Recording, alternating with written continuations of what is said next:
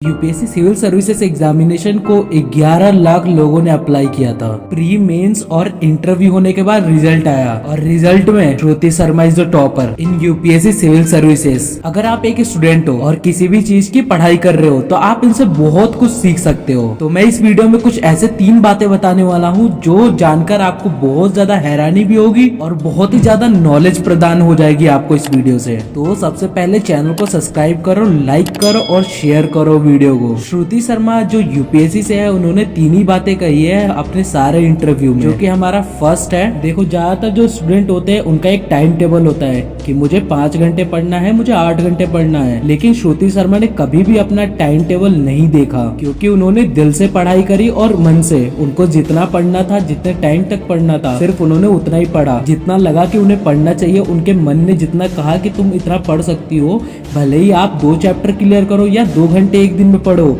ये मैटर नहीं करता। मैटर ये करता है कि तुम कितना मन लगा के पढ़ाई कर रहे हो। और ये खास बात होती है एक सक्सेसफुल इंसान बनने के लिए, क्योंकि तुम किसी भी काम को अगर टाइम दोगे एक टाइम लिमिट के हिसाब से कि मैं किसी चीज को 5 घंटे दूंगा, तो वो काम 5 घंटे में कंप्लीट तो होगा, लेकिन आधे मन से होगा कि मुझे सिर्फ काम करना है, वो भी 5 घंटे। तो जितना आपका मन करे उतना उस कार्य को करो। अगर आपको अच्छा लगता है वो कार्य करने में तो आप उसे 10 घंटे भी करो, लेकिन करो। क्योंकि जितने भी लोग सक्सेसफुल बनते हैं और वो अपना एम्पायर खड़ा करते हैं, वो क्वांटिटी पे नहीं क्वालिटी पे फोकस करते हैं। बेसिकली अगर मैं समझाऊं तो आपका जो टाइम होना चाहिए वो कॉन्सेप्ट बेस होना चाहिए। मतलब कि अगर आपने एक दिन के अंदर सोचा है कि मुझे 4 से 5 सब्जेक्ट कंप्लीट करने, चैप्टर कंप्लीट करने हैं, तो आप चैप्टर कंप्लीट करने पे फोकस करो, ना कि टाइम के ऊपर कि आपके एटलीस्ट 5 घंटे या 10 घंटे बीत गए। और हाँ, ये जरूरी नहीं है कि अगर आपने 5 चैप्टर पकड़े हैं तो आप उसे जबरदस्ती पढ़ो। आपका अगर 4 चैप्टर कंप्लीट हो गए और आपका आगे पढ़ने का मन नहीं कर रहा, तो उसको आधे घंटे के लिए छोड़ दो, आधे घंटे बाद कंप्लीट कर लो। जरूरी ये नहीं होता कि तुम कितने टाइम तक पढ़ रहे हो, जरूरी ये होता है कि किस तरीके से पढ़ रहे हो, तुम्हारा स्ट्रेटेजी क्या है। अब हम बात कर ले अपने नेक्स्ट की, तो वो है प्रोडक्टिविटी। मतलब अगर आप बिना बोर हुए पढ़ना चाहते हैं तो आप कैसे पढ़ सकते हो।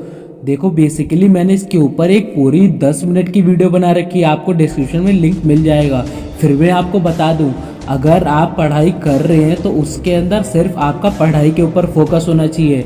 आप भले ही घर वालों से मना कर दो कि मुझे एटलीस्ट 3 से 4 घंटे तक कुछ टाइम तक छेड़े ना, किसी भी कार्य को मेरे पास ना लेकर आए, और फिर भी आपका अगर कंसंट्रेशन हटने लगे पढ़ाई से बीच में, तो आप थोड़ी देर के लिए ब्रेक ले लो, क्योंकि ब्रेक लेना बहुत ज़्यादा मोस्ट इम्पॉर्टेंट है। और आपको तो पता ही होगा कि यूपीएससी का सिलेबस बहुत ही ज़्यादा होता है और बहुत ही ज़्यादा टफली होता है, तो ब्रेक बहुत ज़्यादा हेल्पफुल होता है आपको लाइफ के अंदर आगे बढ़ाने के लिए। ब्रेक इस बात के लिए नहीं कि आप पढ़ाई से भाग रहे हो, ब्रेक इस बात के लिए कि आपने अगर ज़्यादा पढ़ाई कर ली और आपका भी मन नहीं कर रहा, आप आधे घंटे या 1 घंटे का ब्रेक ले सकते हैं थोड़े टाइम के लिए, जिससे आपका माइंड शार्प हो सके और फ्रेश फील कर सके। तीसरा पॉइंट जो श्रुति शर्मा ने बोला था वो था सिलेबस और नोट्स। देखो, यूपीएससी के अंदर बहुत ज़्यादा टफ क्वेश्चन होते हैं, तो इसका मतलब ये नहीं है कि जो आपके आंखें को सामने आ रहा है सिर्फ उसी को आप पढ़ते चले जाओ। ऐसा नहीं होता।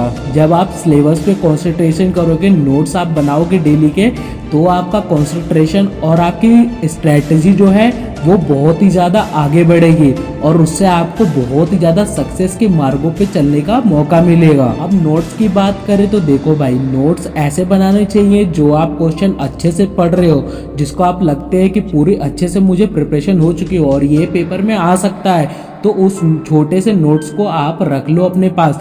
देन आप जब पेपर देने जाओ तो उसके 10 से 15 दिन पहले उस नोट्स को एक बार और पढ़ लो, जिससे आपकी रिवीजन हो जाए। और सिलेबस वाइज पढ़ो, जितना सिलेबस यूपीएससी के अंदर है उसको पढ़ो।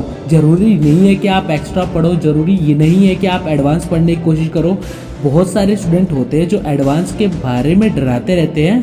यूपीएससी में कहीं से भी क्वेश्चन आ सकते हैं, ये मुझे भी पता है, बट सिलेबस किस लिए बनाए गए हैं वो भी कहीं ना कहीं से कुछ सोच के बनाया होगा किसी ने। तो आप जितना अपना आउटसाइड एरिया से स्टडी करोगे उतना इनसाइड एरिया से स्टडी करो।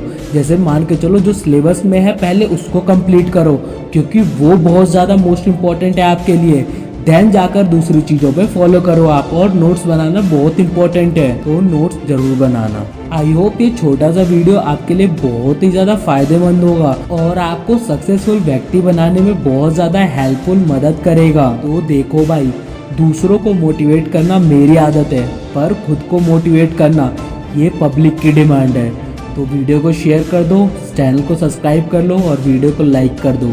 और एक प्यारा सा कमेंट करके जरूर बताना क्या ये तीनों जरूर बोले हैं वो फॉलो करते हो या फॉलो आगे करोगे। Thank you so much guys.